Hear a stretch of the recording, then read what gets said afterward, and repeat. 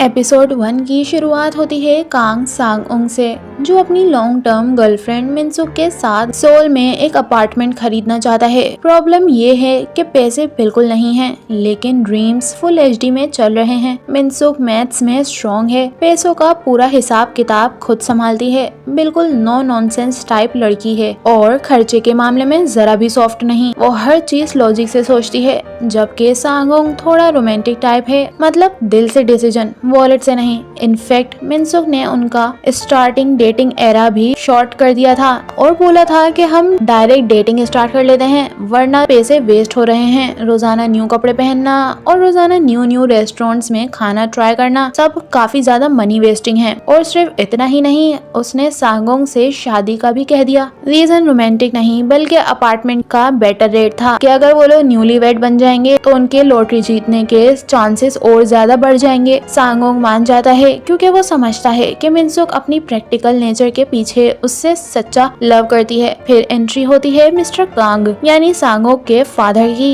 ये वो बंदा है जिसका पैसों के साथ कभी लक ही नहीं चला, IMF क्राइसिस का विक्टिम, ऊपर से हर वक्त डेट में डूबा हुआ। सांग-उंग अपने बाप से नफरत करता है क्योंकि उसे लगता है कि वो इर्रेस्पॉन्सिबल और बिल्कुल इनकॉम्पिटेंट है। एक फ्लैशबैक में ये भी दिखाया जाता है कि सांग-उंग के फादर मिस्टर कांग सांग-उंग के पैसे भी छीन कर ले जाया करते थे। एक दिन मिस्टर कांग सांग-उंग को घर बुलाते हैं और अनाउंस करते हैं कि रिटायरमेंट और पेंशन से पहले उसे कुछ देना चाहते हैं। वो सांग-उंग का हाथ पकड़ते हैं और एक सुपर पावर ट्रांसफर कर देते हैं। सब जगह हिलने लगती है और सांग-उंग को पेन होने लगता है। यहाँ ट्विस्ट शुरू होता है। पता चलता है कि कांग फैमिली के पास सदियों से सुपर पावर्स हैं। ये पावर सिर्फ उन लोगों की मदद के लिए होती है जो नीड में हो।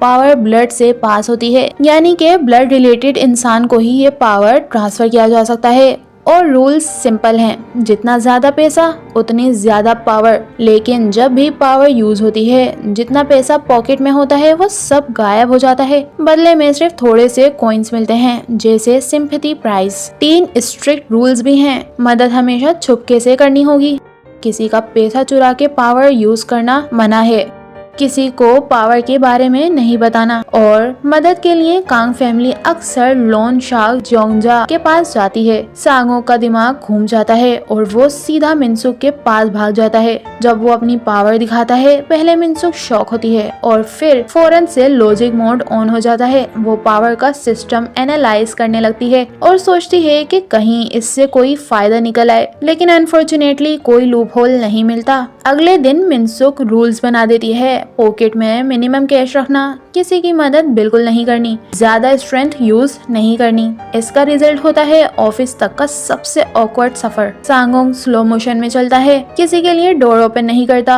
और एल्डरली लोगों को भी इग्नोर करता है, सिर्फ इस डर से कि अगर उसने किसी की मदद की या अपनी एक्स्ट्रा एनर्जी या स्ट्रेंथ यूज करी तो उसके बचे कुछ पैसे खत्म हो सकते हैं, और वो ये क्लियरली नहीं होने देना चाहता। ऑफिस वाले इरिटेट हो जाते हैं और बॉस उसे डांट देता है। ऊपर से सांग-उंग अपनी रिस्ट पे इचिंग स्क्रैच कर रहा होता है, जो और ज्यादा सस्पिशियस लगता है। घर आकर मिनसुक फिर अपार्टमेंट पे फोकस करती है और कैलकुलेट करती है कि 30 मिलियन वॉन और चाहिए डाउन पेमेंट के लिए। सांग-उंग कोई इमोशनल आइडिया देता है, लेकिन मिनसुक स्ट्रेट रिजेक्ट कर देती है। वो उसकी अननेसेसरी चीजें बेच देती है। कंपेंसेशन के तौर पर उसे सेकंड हैंड PS5 लेने की परमिशन मिल जाती है। वाह, कितनी बड़ी सेक्रीफाइस है। सांग-उंग जब PS5 लेने जाता है तो सेलर इतना अच्छा और काइंड होता है कि गेम्स भी फ्री दे देता है। कहता है कि इन पैसों से वो अपने बच्चों को कहीं बाहर घुमाने ले जाना चाहता है, लेकिन फिर कुछ बुलीज आते हैं और सेलर को पीट देते हैं और उस बेचारे के पैसे छीन लेते हैं। सांग-उंग के पास $500,000 कैश होता है और वो हेजिटेट करता है।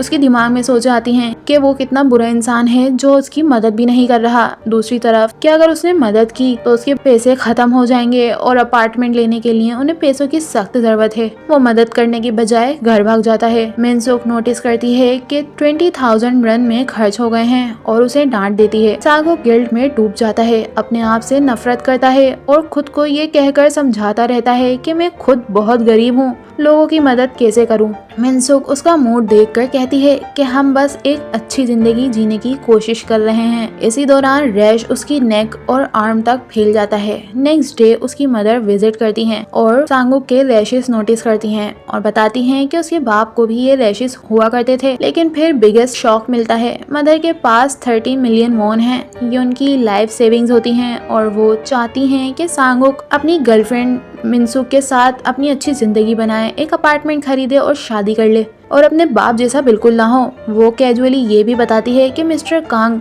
अब चेंज हो रहे हैं और उसने स्पेन का एक सरप्राइज कपल ट्रिप प्लान किया है। सांगुक ओवरवेल्म और डरा हुआ होता है, लेकिन फिर ऑप्टिमिस्टिक होने का फैसला करता है। वो मिनसुक को कॉल पे ये खुशखबरी बताने वाला होता है कि अचानक रोड पे एक टेरिबल सा एक्सीडेंट हो जाता है। एक बस फुल ऑफ पीपल ब्रिज से गिरने वाली होती है। सांगुक जो गिल्ट में खड़ा ये सब देख रहा था, समझ जाता है कि अब कोई ऑप्शन नहीं। वो बस को बचाता है, लेकिन जैसे ही पावर यूज होती है 30 मिलियन आहिस्ता आहिस्ता गायब होने लगते हैं। लेकिन इसी के साथ उसका रैश भी खत्म हो जाता है। एपिसोड के एंड में उसके पास सिर्फ कॉइन्स का ढेर होता है और मदर के हार्ड अर्न्ड पैसे खत्म हो चुके होते हैं। वो उदास होता है, लेकिन लोग उसकी हीरोइक ब्रेवरी की तारीफ कर रहे होते हैं और वीडियोस वगैरह बना रहे होते हैं। और यही एपिसोड 1 एंड होता है।